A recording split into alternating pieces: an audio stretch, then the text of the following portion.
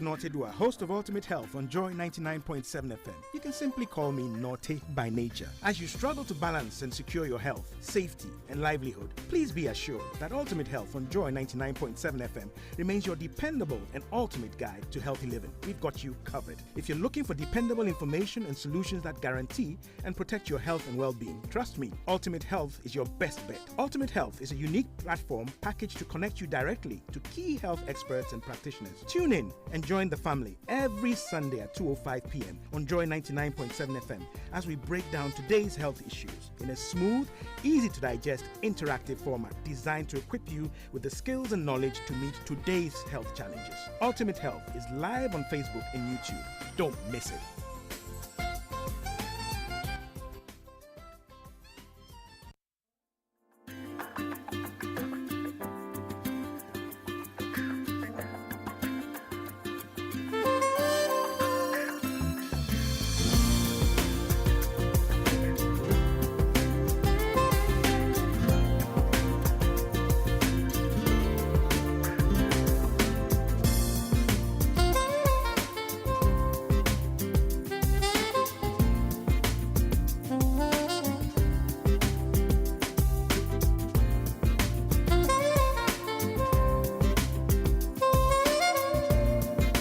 Joy 99.7 FM.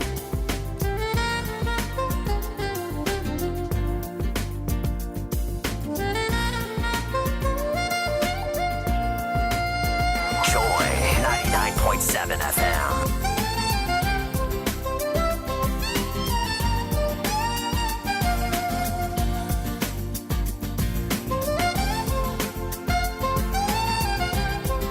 Joy 99.7 FM.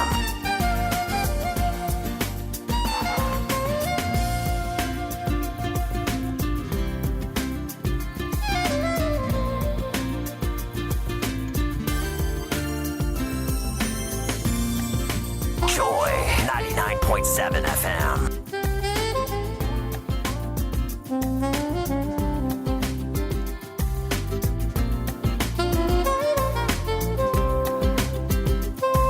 Okay, 1 minute shy of 2 o'clock. I know we all made the wake-up list, right?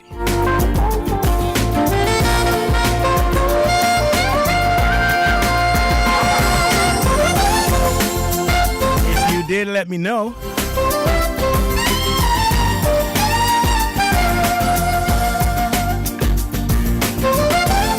As usual, every Sunday we come alive by His grace. I get to sit in the seat. Bless you small, you know? Like I say, if it impacts on your health and your well-being, I'll definitely talk about it. I'll bring in all the professionals and practitioners.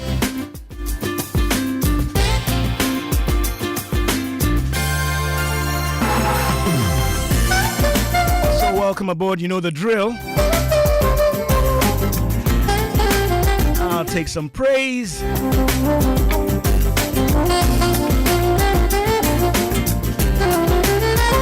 we'll tackle the business for today. Stick and stay. Hallelujah, celebrate Jesus. Joy 99.7 FM. Joy 99.7 FM.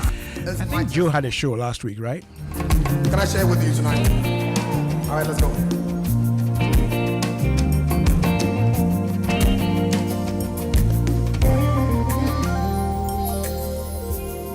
I am who I am because of you.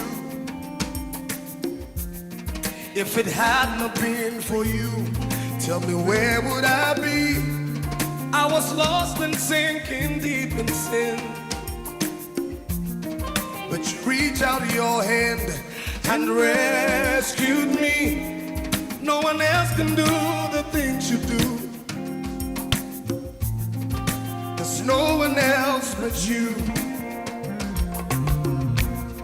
I am who I am because of you. If it had not been for you, tell me where would I be? I was lost and sinking deep in sin. But you reach out your hand and rescued me. No one else can do the things you do. Oh God, there's no one else but you. So I say this. Oh no, oh no, oh no, no one else but you. Oh no, no trouble, no, oh no, no one else but you. Ladies and gentlemen, welcome to Luigi McLean. Never thought that you could love someone like me. To give up your life. Joy 99.7 FM. You even go on and call me your very own. So grateful for your love. Your mercy and grace. No one can do the things you do for me. No one else but you. Never thought that you could love someone like me. Give up your life for me, yeah. You even go on and call me your very own. So grateful for your love. Joy 99.7 FM. No one can do the things you do for me. Oh, no one else but you. That's right, and he gives you ultimate health on Joy 99.7 as well. No one else but you. No one else but him. I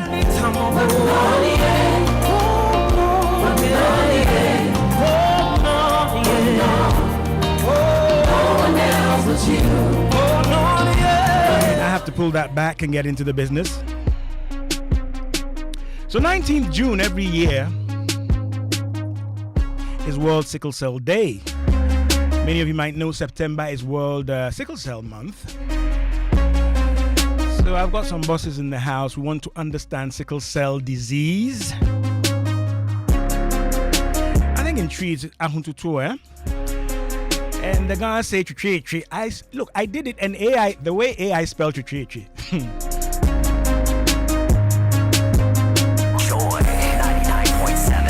But we're going to be talking about sickle cell disease, its manifestations, what it is, the different types.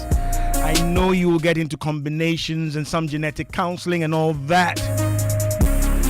In the studio with me, I have Dr. Ivy Marie Agri, a specialist hematologist, another specialist hematologist next to her, Dr. Enam Sefako Bankas, right?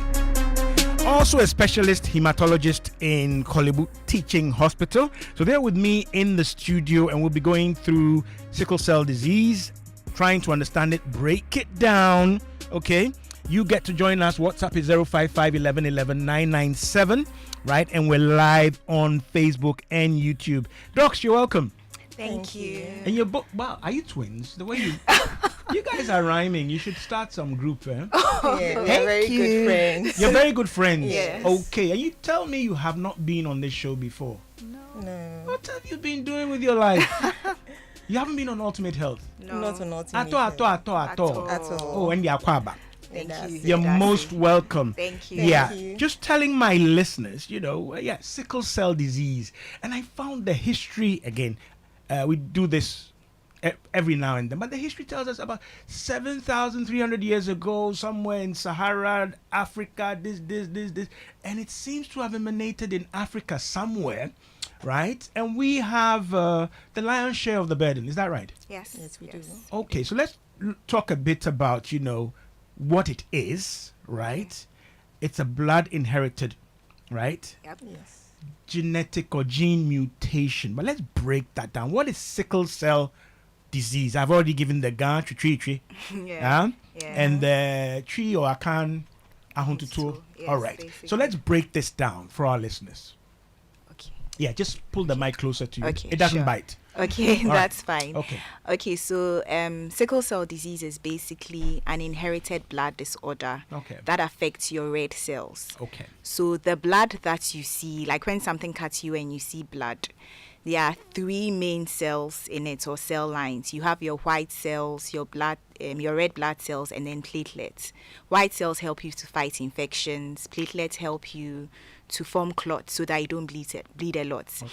And then red cells carry oxygen. They help you to carry oxygen to the different parts of your body that need oxygen, right? Okay. In the red cell, there's a protein that is called hemoglobin. Now, what happens in sickle cell disease is that hemoglobin structure is affected. Okay. Normally, for people who don't have sickle cell disease, you produce what is called hemoglobin A. Okay. Now, in sickle cell disease, there's a mutation. That means there's a problem in the production of that hemoglobin A. So instead of producing hemoglobin A, you produce hemoglobin S. Okay. It is something that you said is genetic, is inherited. It's not your fault. It's not something that you acquire. You are just born with it. And once you have that hemoglobin S, if you have another variant hemoglobin or abnormal hemoglobin, you are said to have sickle cell disease. Okay. So some people have two of the hemoglobin S. Some people have a hemoglobin S and a hemoglobin C. Some people have a hemoglobin S and then something called a thalassemia. There are different variants of it. Okay. But once you have the hemoglobin S and another variant hemoglobin, you are said to have sickle cell disease. All right.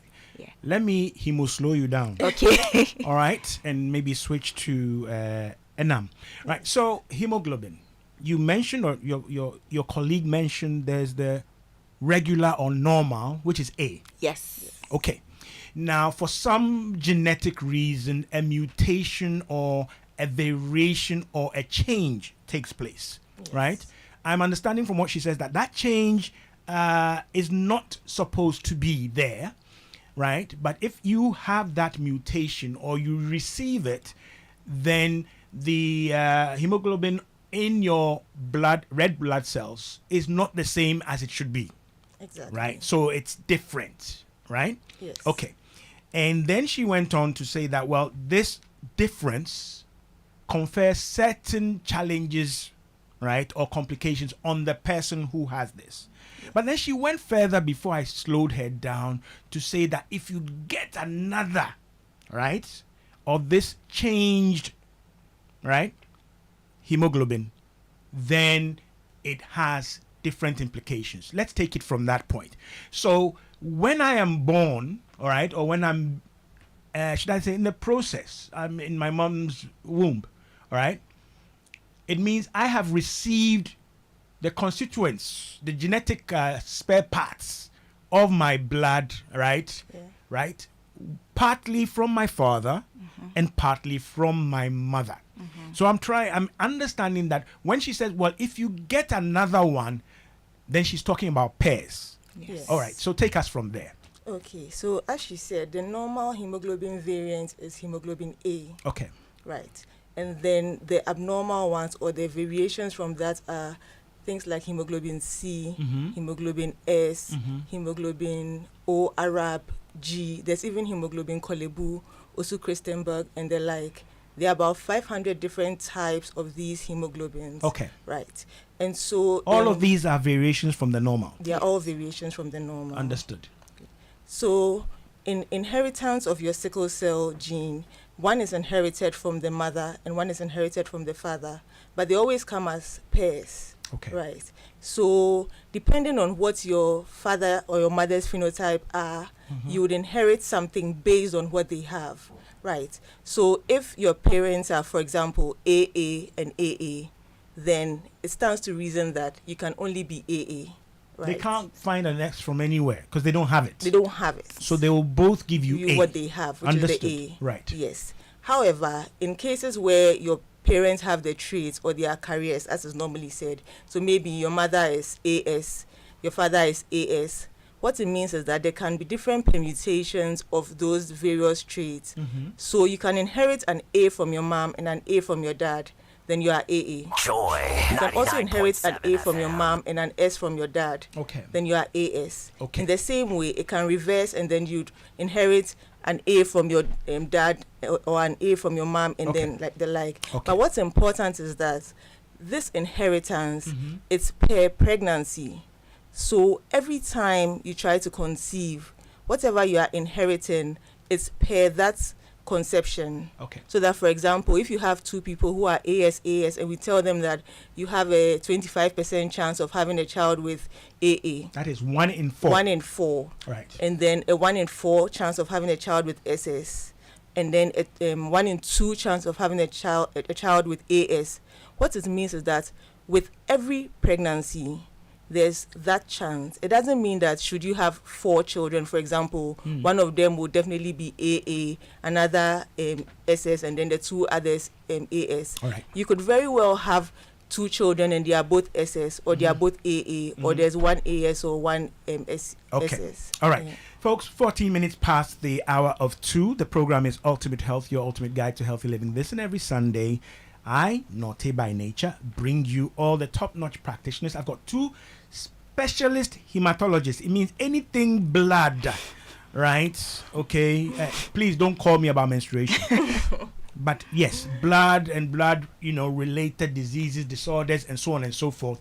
They deal with it. That's why they are in the studio for your benefit. Okay. Dr. Enam Bankas and Dr. Ivy Marie. I love that combination, man. Ivy Marie Agri, right? They're in the studio. They'll take your questions, but we want to cover some ground first, okay? We're trying to understand sickle cell disease, okay? So we are talking about a disease. We've already heard that it is inherited. So you can't get it by eating wache with me or sleeping in the same bed, or, it's not an infectious disease, right? Yes. You get it as a product of how you are made, right? Divinely, all right? Manufacture software, okay? Yeah. So when that software puts you together, it takes some stuff from your mom, some stuff from your dad. And we're talking about this particular part of your red blood cells, which helps in the transportation and distribution of oxygen around the body. Yeah. Okay? So this particular hemoglobin can change for reasons best known to itself. But the doctors, the specialists tell us that change can be problematic and can lead to a disease, right? We'll try and understand why the name sickle cell, because we've been talking about the malformation, right, of this particular protein, right? So why sickle cell? Why that name?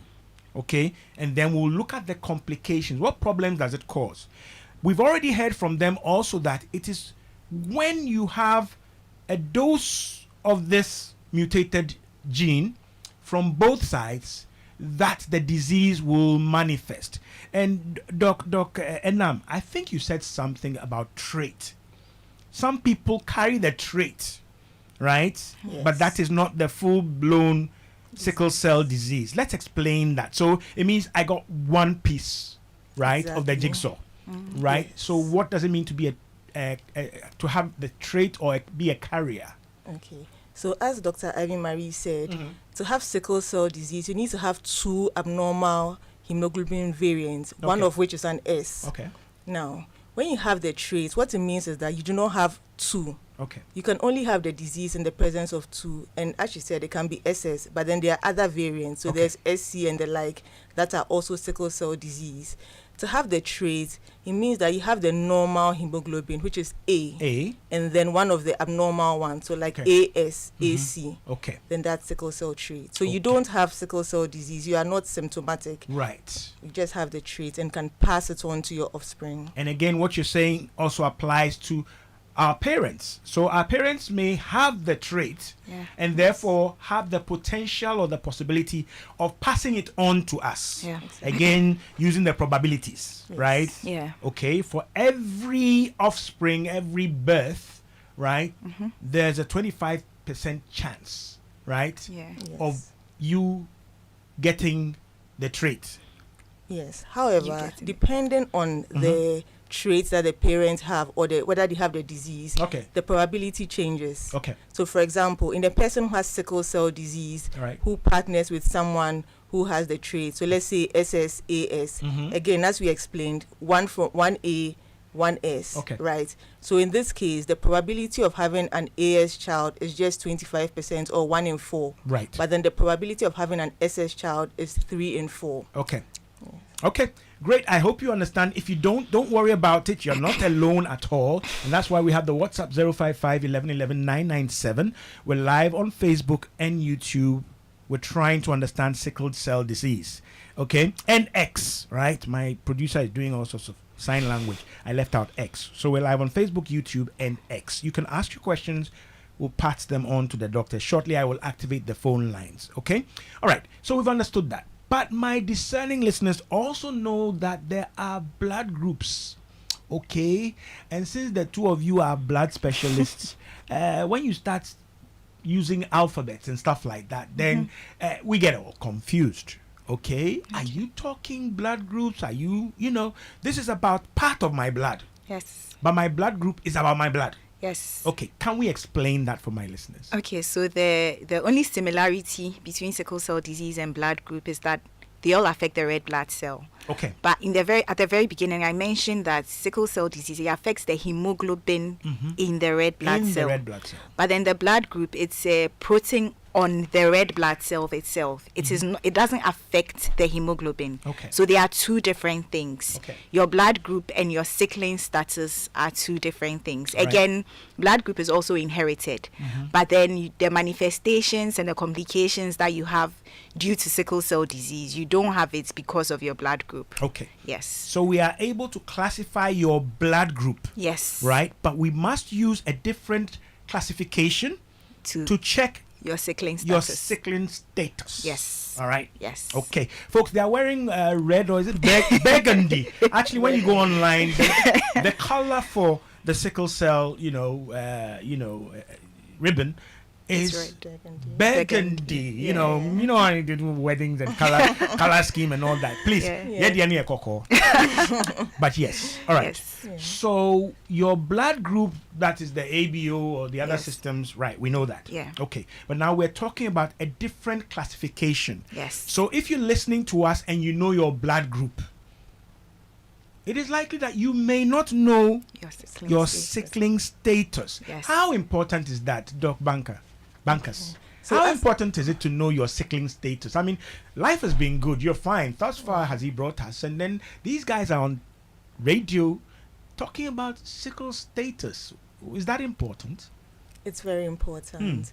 And the reason why it's important to know is that, as we've reiterated several times, this is a genetic disorder, and you pass it on to your offspring. Okay. And depending on your genotype and that of your spouse or the person you're having a kid with, it could affect or determine whether or not they end up with sickle cell disease. Okay. But apart from that, it's important for us to know about our genotypes, because we have quite a high prevalence of sickle cell disease in these parts.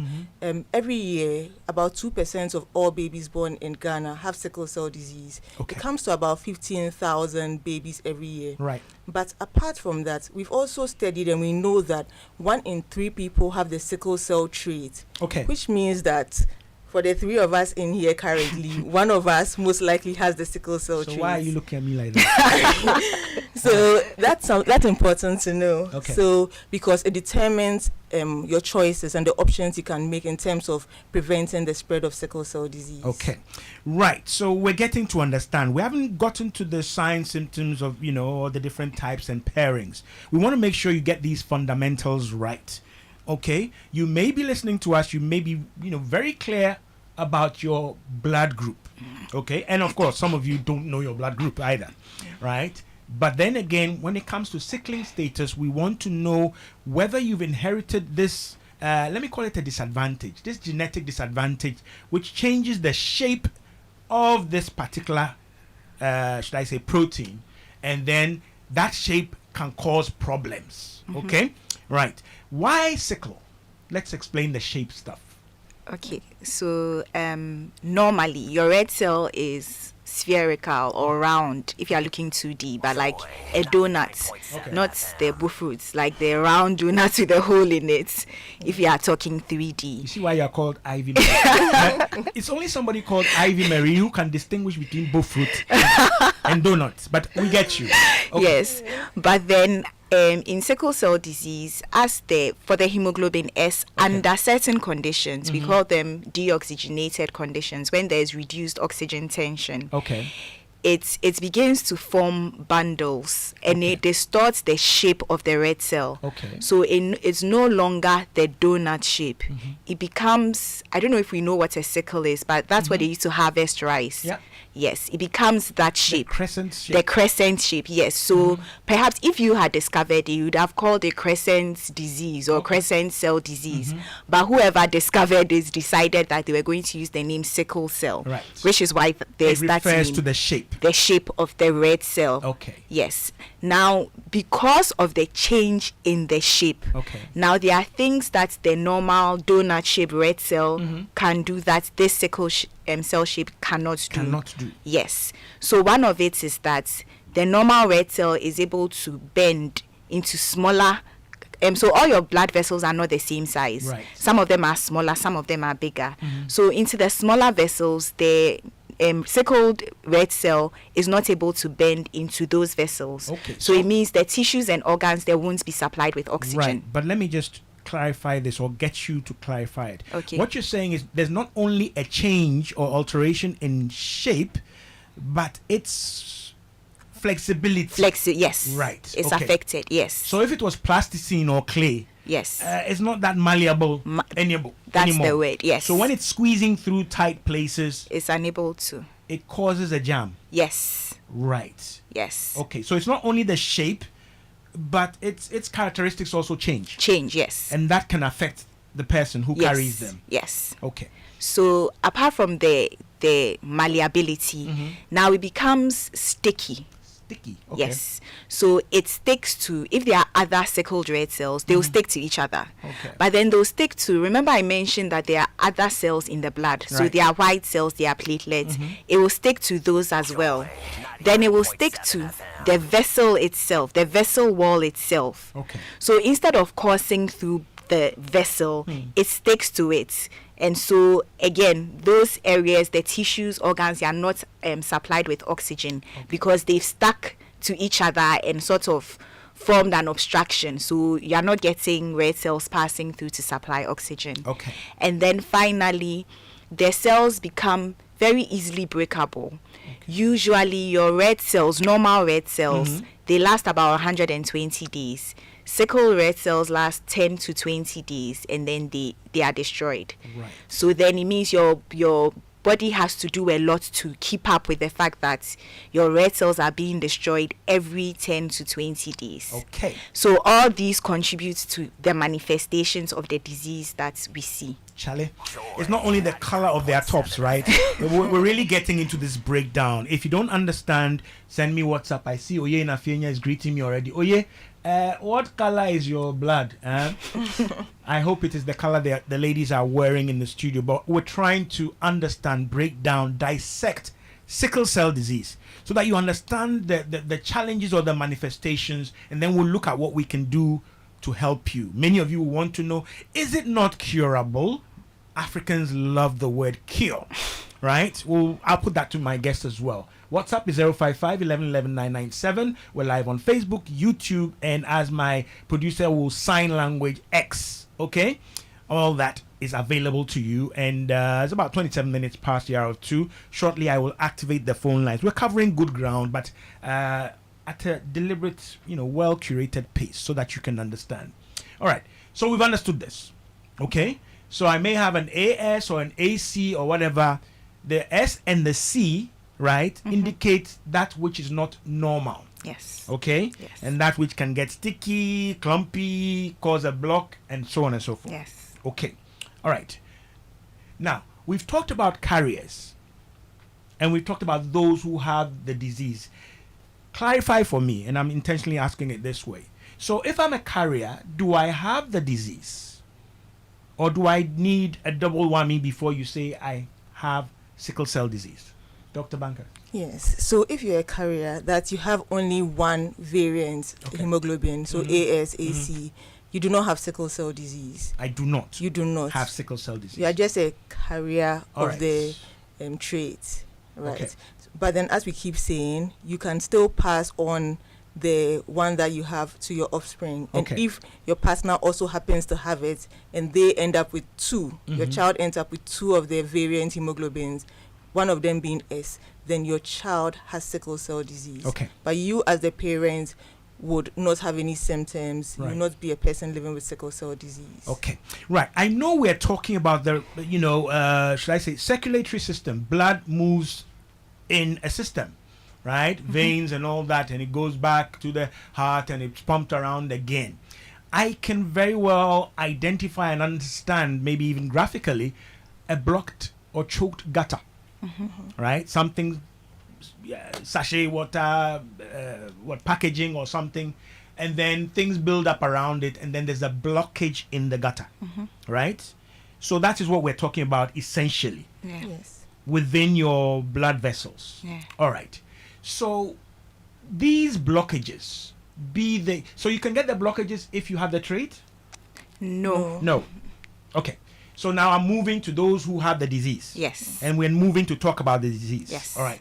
So if you have the sickle cell disease, right, then this, should I say, tendency to get these blockages, you guys call it, what is it, occlusions? Yes. Right. Occlusions. Yes, Okay, it's right, occlusion. right. I'll pass the baton to you. But the tendency is there. Yes. Okay.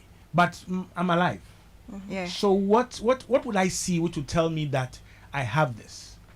Okay. Would that be symptoms? Yes. Okay. So. In fact, let me backpedal. Okay. I've skipped a bit. How is sickle cell disease diagnosed? Right? Okay. Is it just looking at it and say, oh, you have one or two and therefore you can diagnose? What's the conclusive best scenario diagnostic procedure? Okay. So to determine which hemoglobins are present, you need to do a blood test, because we've been talking about a disorder that is in the blood. Okay. And so the standard test that we do is HB electrophoresis. Okay. HB electrophoresis, and this will tell you exactly what kind of hemoglobin variant you have. Okay. So it would say AS, SS, SC, and the like, Okay. right? And then there's a quantification that can be done, HPLC, high performance liquid chromatography, and that will tell you the quantity of each of the variants. Okay. So you may know that you are SC, Okay. right, as a patient, but then how much S do you have and how much C do you have? Okay. So that's the HPLC. So the first one, the electrophoresis, HB electrophoresis, right? Yes. So what you're saying is that is the first critical determination. Do you have it or not? Yeah. Yes. Yeah. After that, there's a higher or an advanced analysis to see, well, in what proportions do you have which? Yeah. Yes. Yeah. So if a person wanted to know their sickling status, the first one to do is the HB. Electrophoresis. Okay. But then Okay. notable mention is the sickling test that a lot of people might know about. Okay. And the function of the sickling test is to determine the presence of a hemoglobin S. Okay. Right. Now, this S may be two of them, so SS, or it can be AS, Okay. one of them. Right. But then the test simply says that there's an S present. Okay. The challenge with the sickling test is that, as we've said, people are SC, they have other variants. Right. And so in doing a test that is specific for S, you may end up missing other abnormal variants. Okay. Right. So in some cases, people have done a sickling test and Right. they've seen the S and then assume that it's AS. Okay. Right. Meanwhile, if they were to do further testing, they would Okay. have realized that there was a C present. Okay. So then that person doesn't have the trait AS, Okay. but has sickle cell disease, SC. Okay. That's why we emphasize the need for the HB electrophoresis over the basic sickling test. Okay, on behalf of my listeners, I'm squeezing my face at the two of you and asking, so do you get situations, do I determine which of these tests is done for me? Because it sounds like essentially you're recommending that go the full Monty. Check and be sure of all the permutations and do the full analysis. So why does it happen that you do the simple one? So the sickling test is pretty easy to do, and Right. it's more of a screening test, Okay. right? People do it as more of a screening test, just to determine whether you have, like, as Dr. Banker said, whether you have the S or not. Okay. And then after that, we go on to do the electrophoresis. So it was a cheaper test to do, Right. and it was easier to do. Sikabim. All right. But I mean, now the recommendation, and that's what we do now, Okay. is that you do the electrophoresis standard test. So now we don't even do the sickling test first. We just go ahead and just do Right. the HB electrophoresis. Okay. Yes. If you've listened to us, then you must be on Joy 99.7 FM. My name is Nortey by nature. I'm in the studio on Ultimate Health with Dr. Ivy Marie Agri. You know, she knows the difference between donut and buffet, right? And then next to her, you know, my maybe Banko Mutu. Yeah, that is Dr. Enam Sefako Bankas. Both are specialist hematologists. We're talking about sickle cell disease, okay? Right? WhatsApp is 055 11 11 997. We're live on Facebook, YouTube, and X. And I will take the opportunity to, make sure that there's no clumping on my phone lines and announce the phone lines. 030-221-6541. 030-221-6541. You can call and actually, ask your own questions. But I'm reading some. I can see Regina, some say Regina, has sent something on WhatsApp. What's she saying? Good afternoon, Nortey. Please, I am CC. I don't have an A. I'm always anemic. All right, we'll get to talk about those types as well. Yeah. Okay, so Regina, there's a reason we are taking our time, and messing around a bit as well, so that those who doze, they wake up when they hear a joke. Yeah. All right. So now we know these different types. We know how we can conclusively conclude or diagnose if you have sickle cell disease, and what the permutations and the disproportionate distribution of different cells is. Okay. Yeah. We know that. Yeah. Right? So let me come back to the 2% of all newborns annually that are born with sickle cell disease. Mm-hmm. Right? And I do know in the past, Professor Ohini, yeah, okay, we lost him a couple of years ago, I think around COVID or just after, right? And of course, we've also lost Prof. Konete Ahulu, right? But so are we anywhere near mandatory or routine newborn screening for sickle cell? Because already we are hearing that 2% of all newborns, hopefully those born in hospitals, institutions, right? This is institutional data, Yes. have the disease. Yes. Are we checking routine? In other countries, they do this, Yes. right? You have a baby, we already checking. In fact, we can actually check whilst the baby's in your tummy, Yes. right? Are we doing this? So unfortunately, we don't have it on Joy a national level. 99.7 However, FM. in certain facilities like Kolebu Teaching Hospital, I think Comfort Noche as well, Okay. they are able to do newborn screening, and you just take a heel prick Right. on the child, take the sample, run the test, and then they have an idea of what the hemoglobin genotype is. Okay. Right. So unfortunately, it's not on a national level, but there's a lot of work that's going into trying to expand the coverage for newborn screening. Okay, right. So as we speak nicely here, right, we don't know. We have maybe projections on the numbers we might be looking at. I know in the world, I think Nigeria is second to India Yeah. when it comes to sickle cell disease, right? But West Africa is hyper endemic, if I can use that word, all right? And so we have numbers we are not capturing. Yeah. Yes. Not with classification or diagnosis, and certainly not with management. All right? So Yeah. that's important. It's important as you listen to us to get to find out what your sickling status is. Yeah. Okay, there may be something that happens to you. You may feel fatigued and many other things, and you probably don't know. My docs in the studio say you should know. Yes. And you should find out even before you learn how to fall in love and all those things about permutations and marrying and having children. Okay, all right. So we've understood that. Okay, there's somebody who's saying I have 2 of the C, right? Meaning she got 1 from daddy and 1 from mommy. Okay, and she says she's always anemic, and we do hear often sickle cell anemia. All right. Okay, can we break this down and unpack this one as well? Okay. So hemoglobin CC is actually not sickle cell disease. Okay. Because it's two C's. Two C's. Per the definition, you have to have one S and a variant of Okay. the hemoglobin. Right. So there's a disease called hemoglobin C disease, which is what she has. What she has, Regina. Yes. Right.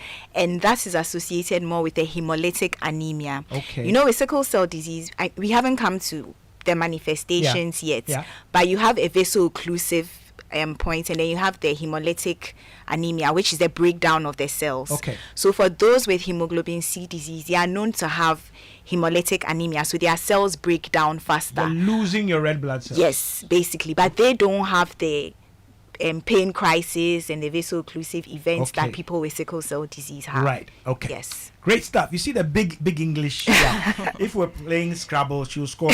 Yeah. But take it easy. We're breaking it down. We're still, welcoming you and encouraging you to make your calls.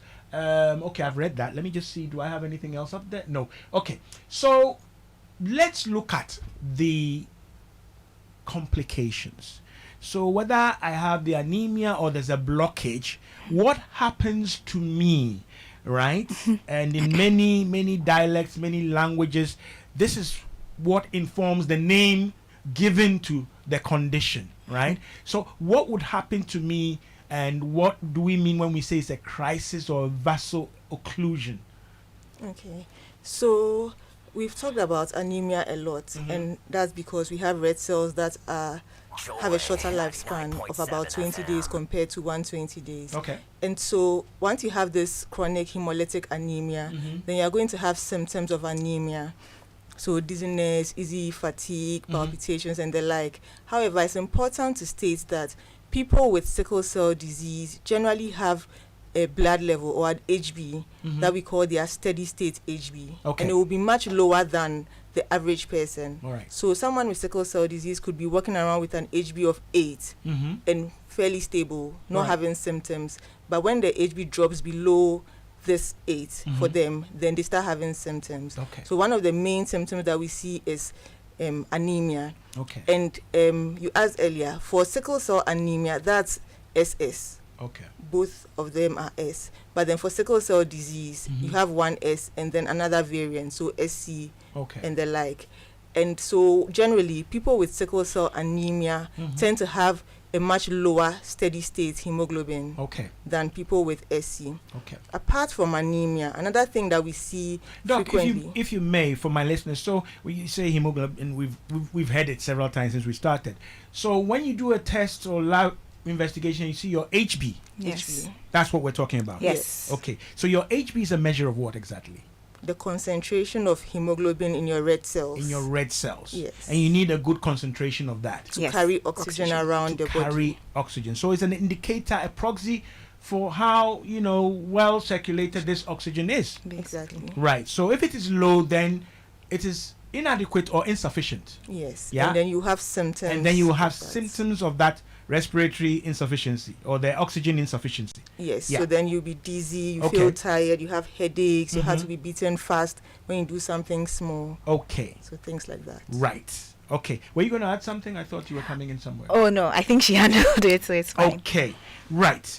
So apart from that, right? So the crisis we hear, right? What exactly is that? And let's describe some of the symptoms for our listeners. Okay, so there's actually something I read quite recently that we are trying to move away from Okay. the word crisis, Right.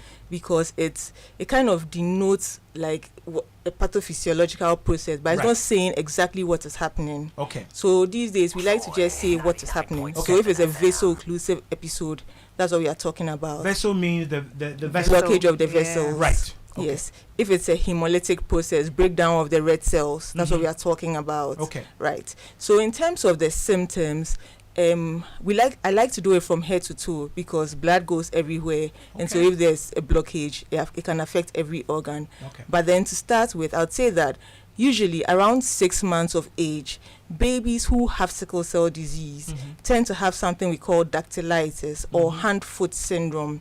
And what this basically is that all of us, when we are born, we have fetal hemoglobin because we Okay. are a fetus, and then we are born.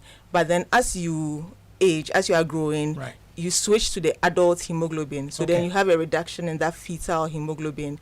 And so at about 6 months of age, when the switch is done, that's when your actual hemoglobin becomes evident. And so for those who end up with sickle cell disease, the vaso-occlusion or blockage of the vessels occurs in the small vessels of the fingers and toes. So you have a baby that's irritable, crying, not feeding. You can see that the limbs, the toes are swollen, fingers are swollen. That's usually the first presentation of sickle cell disease.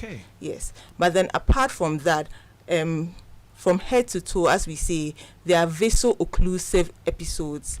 And so the most common vaso-occlusive episode is the pain, right? And so we hear of pain, the ehututu rheumatism that people talk about. Pain. Right. Usually in the long limbs, so the arms, the legs. Right. Yes. So, but then vaso-occlusive episodes can occur everywhere in the body, right? So you can have a vaso-occlusive episode of your lungs. Right, and we call that acute chest syndrome. It can happen in your spleen. It can block vessels in your eye, in your brain. Right. Yes. So the most common thing that we talk about is vaso-occlusive episodes. It can happen in your kidneys. So anywhere blood flows, vaso-occlusion can happen. Right. All right. So apart from the vaso-occlusive episodes, so essentially it's much more than just localized pain. Yes. Right? It's a systemic disorder. Right. Okay. Yes. So on that, so and I can take it from head to toe so that then people can remember. I'm following you. I'm still around your neck. Yeah. So we've talked about strokes and the fact that in younger children with sickle cell disease, it has more of the infective one. That's the blood vessels. But then as they grow, it changes the way it appears, and then it becomes more of the kind of stroke where it's bleeding. So you're talking about children susceptible to strokes. Yes. Right. Yes. On account of them having sickle cell disease. Yes. Right. We tend to think of, strokes as something for adults. Okay, folks, I hope you're following us, right? So you can have a stroke because you have sickle of cell this occlusion. Yes. Right. Okay. Now, another interesting thing is that in the earlier accounts of sickle cell disease, it was more or less described and maybe treated as a childhood condition because of all these challenges and because medicine hadn't advanced so far, you wouldn't live that long. Yes. So we used to think of sickle cell as a children's or a childhood condition or disease. Yes. Right? Yes. But now we're able to live longer because of all the things we are able to do. Yes. Is that right? Yes. Yes. Exactly. And so data says that without management, about 90% of children born with sickle cell disease in sub-Saharan Africa would die before the age of 5. However, with necessary interventions that we'll go into later, we are able to save as much as this 90%, 95%. So that's why it's important to get tested, to know your genotype, to know the probable genotypes of your child, and then to also get them tested early. Great stuff. So listen, if you have sickle cell disease and you're listening to us and you're 35, 49 and so on and so forth, it is because of the advancement in medical science that we know what it is, we can check, we can classify, identify it and start management, right? Which essentially and significantly enhances your life expectancy. All right? Can we talk about that briefly? Because we're saying before all these interventions, you wouldn't make it past the age of 5. 5, yes. Right. Yes. So okay. Do we have a figure or a tentative figure which can say, because I see it in literature that a person with sickle cell disease, their life expectancy is ranging here. Do we have that, or do we not talk about that anymore? In Ghana, we don't have any data for life expectancy for people with sickle cell disease. But in developed countries like the US, the last literature I read, it was about between 58 years to 60 years old life expectancy for people living with sickle cell disease. But then there's still work being done to improve their life expectancy. So who knows? In years to come, it might be like as it is with the general population. So this is a life-saving discussion. Oh yes, absolutely. Very important. Very, very important. That you know what you have, how it affects you, and how it can be managed. Yes. What you should be doing and what you should not be doing Yeah. is quite critical and quite important. Yes.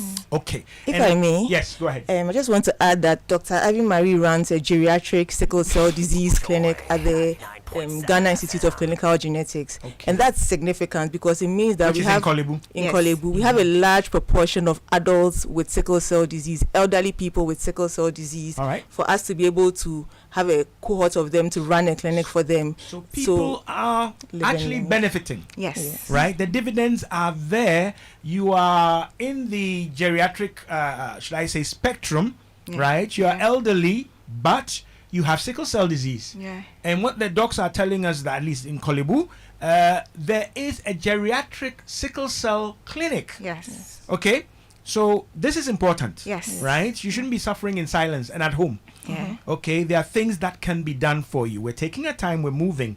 All right, so we're understanding some of these symptoms, okay, and they can be life-threatening, right? Yeah. Let me just chip this in, and before I read a couple of messages. These challenges we're talking about are clinically and health-wise threatening.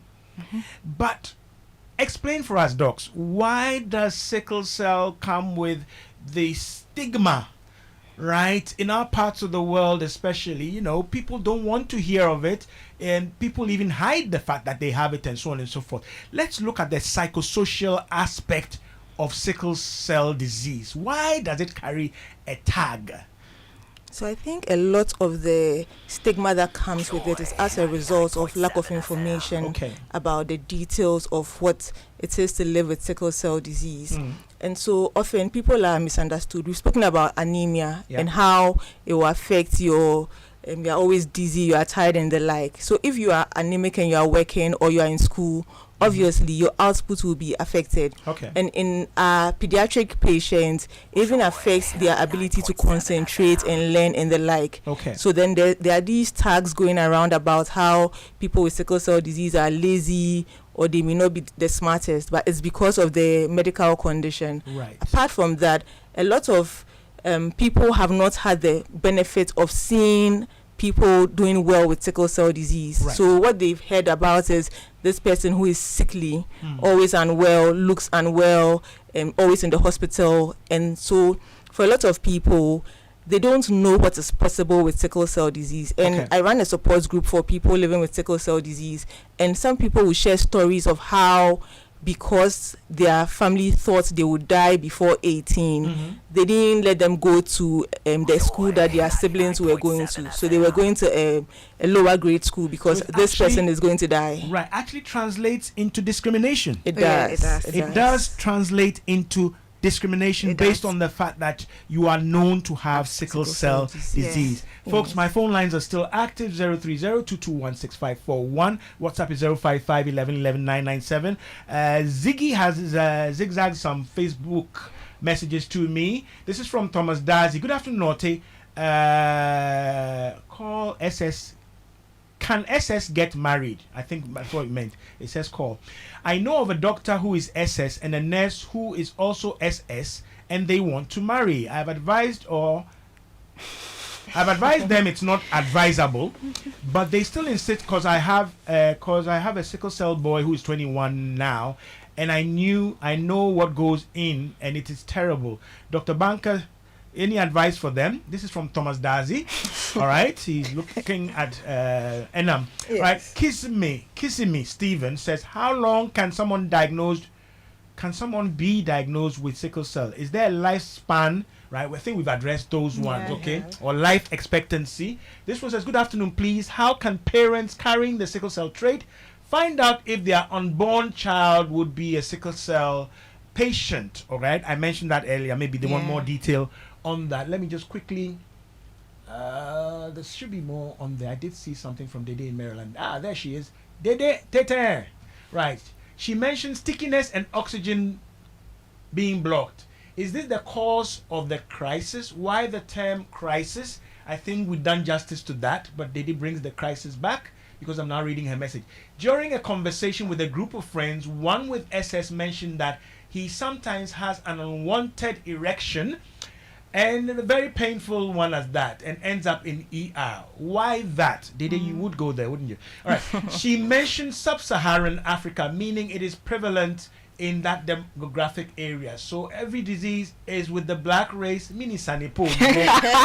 Dede maba, right? But she's asking, all right? Yes. I have somebody on the phone lines. Let me quickly take that caller and then come back. Hello, good afternoon. Yes, afternoon. Okay, well. Hey, Ajiman Joseph. Yes, I was. Right. Can you spell tree? Please go ahead with your question. The doctors, they are done. Oh. The doctors are very done. The doctors are done. Seriously. Which is someone being? Okay, go ahead. Can you hear? I have series of questions. One, is it by mistake or some certain things that you do? Yeah. I didn't hear the question. Is it by mistake? Say it again.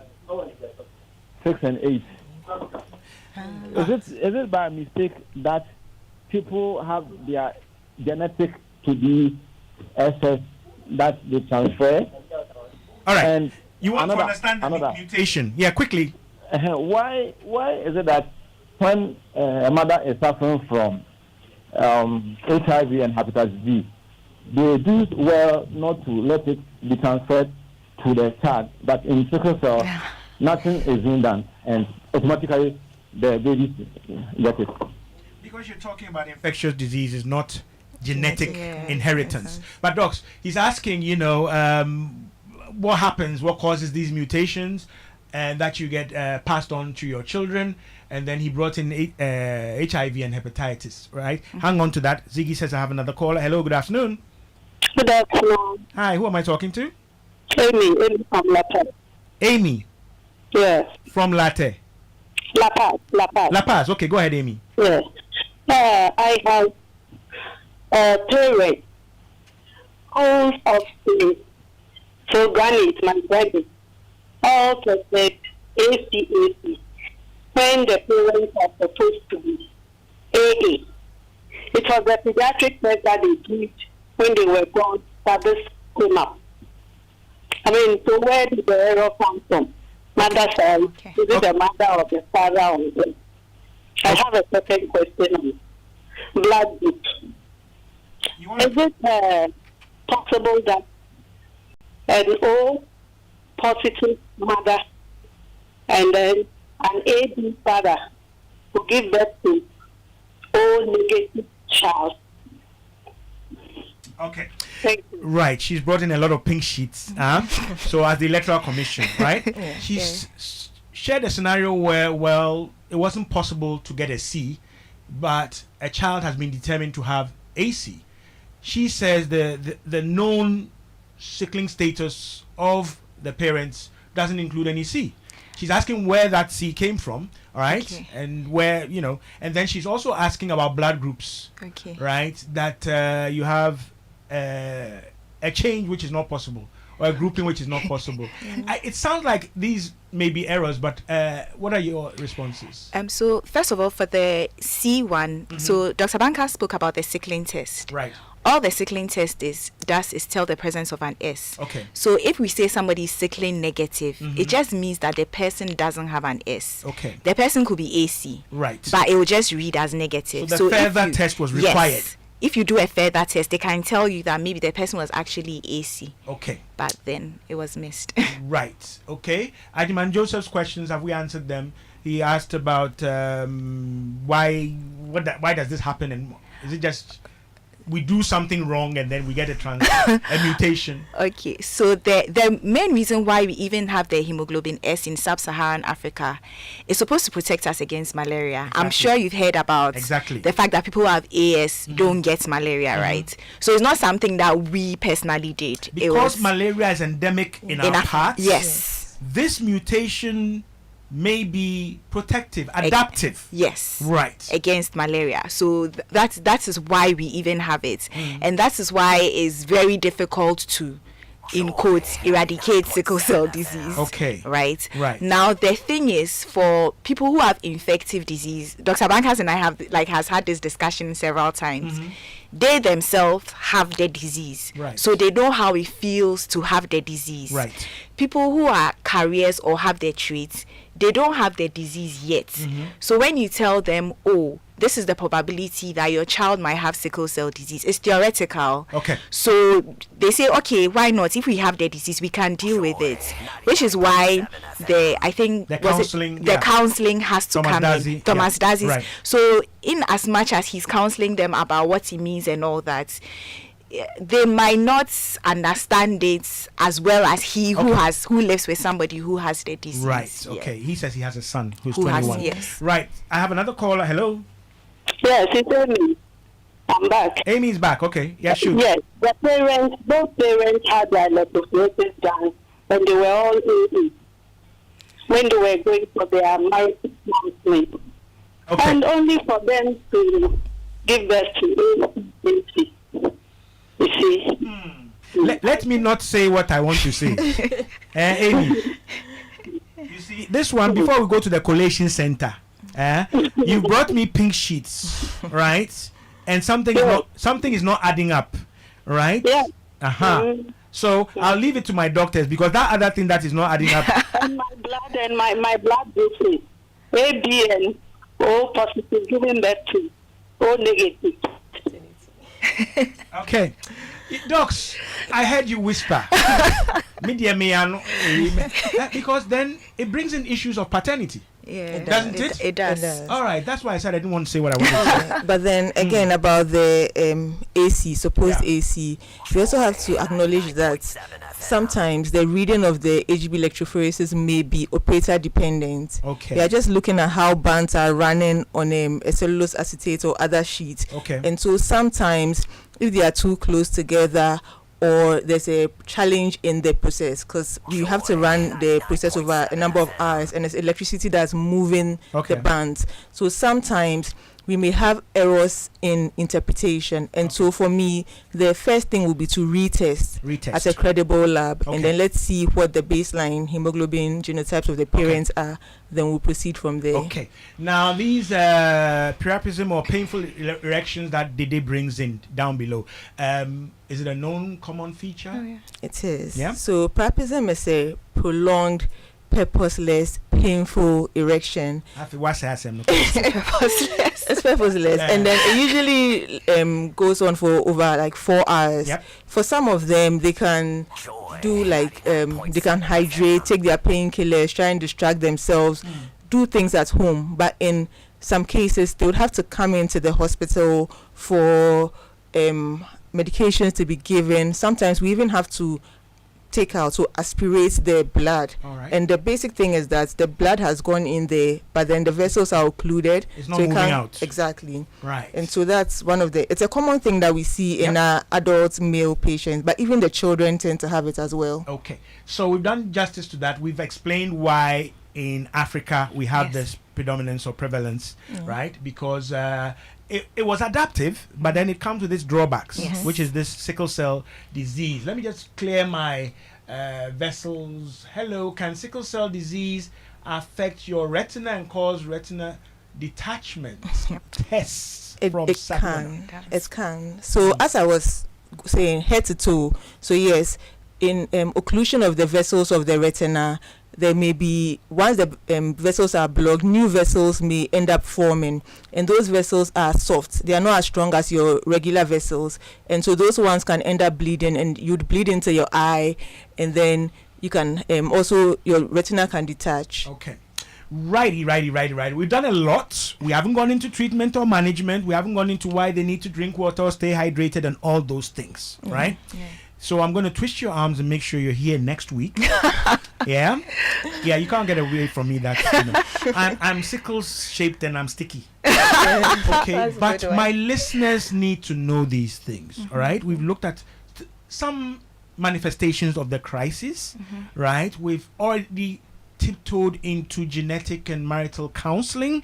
We've already talked a bit about psychosocial impact, sometimes even economic, because you can't work, and so on and so forth. All right, so we need you back to break these things down, and then we look at what kind of interventions we've developed that is prolonging life and quality of life. Right, what are we doing? Are we treating the symptoms? Because all right, let me hit this one so we wrap up, and then Because you've been nodding, so it means you're here next week. All right, I'm a bully like that. but let me. So, is there a cure? Yes. Not in Ghana, but yes. You know, you can cure it. You're talking about the stem cell things? Yes, so stem cell gene therapy, all right. curative. Okay, so we've penned that down for next week. It'll come in there. Yes. Okay.